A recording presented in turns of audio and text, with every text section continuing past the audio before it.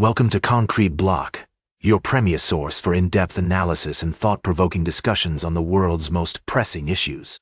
I'm your host, Walter, and we're glad you're joining us today. As we dive into the complexities of global news, we strive to provide a fair and balanced perspective, giving you the insights you need to stay informed. Today, we're focusing on the escalating tensions between India and Pakistan, with a particular emphasis on the role of informal diplomacy in mitigating conflicts.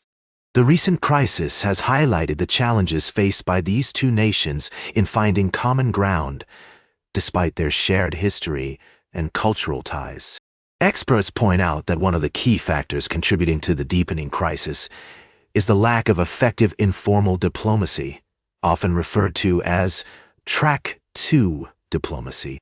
This involves dialogue and negotiations between non-governmental entities, such as think tanks, academic institutions, and civil society organizations, which can help facilitate people-to-people contact and foster greater understanding between nations.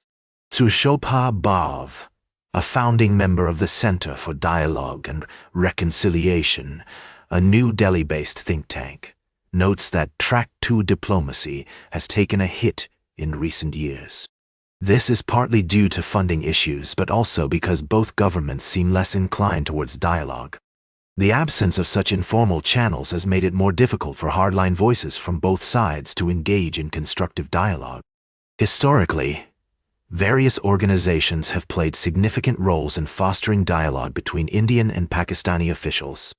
Groups like the South Asia Free Media Association, the Pakistan-India People's Forum for Peace and Democracy, and the South Asia Peace and Action Network have worked tirelessly to promote peace and understanding.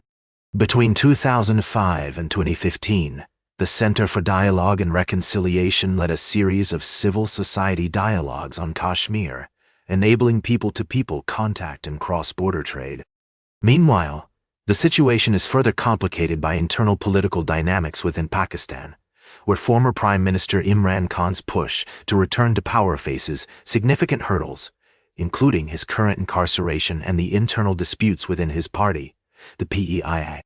Despite assertions from Khan's supporters that he remains a pivotal figure in Pakistani politics, analysts suggest that his ability to negotiate his release and regain political momentum is severely limited by both the military and the current government. As we explore these complex issues, it's essential to consider multiple perspectives and the underlying factors driving the conflict. The path forward for India and Pakistan will undoubtedly be challenging, requiring a concerted effort from all stakeholders to rebuild trust and foster a more constructive dialogue. We'll be right back with more of today's top news on Concrete Block. Welcome back to Concrete Block. We're glad you're still with us as we dive into our middle segment. Today we're exploring two interesting stories that caught our attention. First, let's talk about a development in Hungary where a new law has sparked controversy. The law could potentially ban Pride events, and it's facing opposition from most EU countries. The European Union is built on principles of equality and human rights, so this move by Hungary is being seen as a challenge to those values. On the other hand, Hungary's government argues that it's making decisions based on its own national interests and values. It's a complex issue with valid points on both sides. Proponents of the law argue that it's necessary to protect traditional family values, while opponents see it as a step backward for human rights and equality. The EU is likely to take a closer look at this situation and consider potential actions, given its commitment to upholding human rights across member states. In another story, the Trump administration has ordered a Michigan coal plant to remain open until late August, citing concerns about possible electricity shortfalls in the central U.S. This decision comes despite plans by Consumers Energy to close the plant as part of a transition to cleaner energy sources. The utility company and state regulators argue that there's currently no energy emergency in Michigan or the broader region managed by the Mid-Continent Independent System Operator.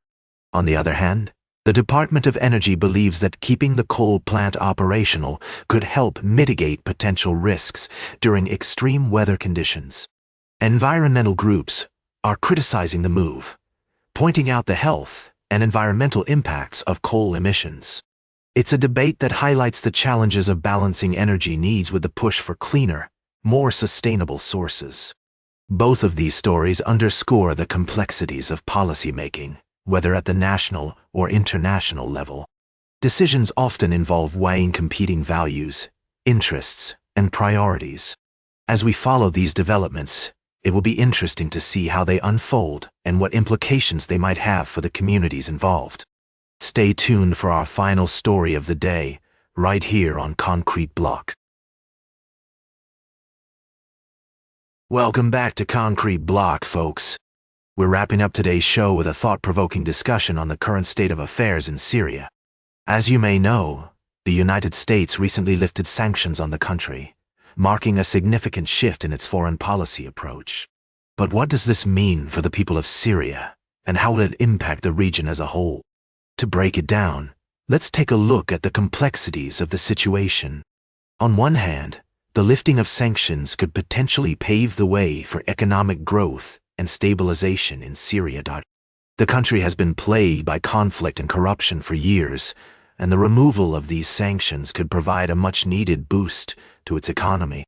Additionally, it may also encourage other countries to invest in Syria's reconstruction efforts, which could lead to improved infrastructure, job creation, and a better quality of life for its citizens. On the other hand, there are concerns that the Syrian government may not use this opportunity wisely. The country has a history of authoritarianism and corruption, and some worry that the current leadership may exploit the situation to consolidate power and suppress dissenting voices.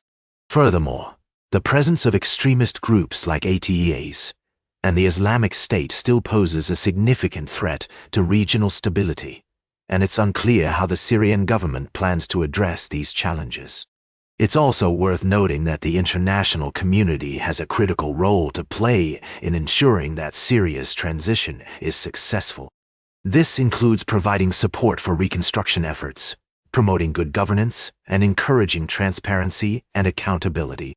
The United States, in particular, has a responsibility to follow through on its promises and work with other countries to ensure that the Syrian people have a chance to build a better future for themselves. As we conclude this segment, it's clear that the situation in Syria is complex and multifaceted. While there are reasons to be optimistic about the country's prospects, there are also significant challenges that need to be addressed. Ultimately, the success of Syria's transition will depend on the ability of its leaders to put the needs of their people first, and for the international community to provide the necessary support and guidance. That's all for today's Concrete Block. Remember to like, share, and subscribe. And until next time, stay informed.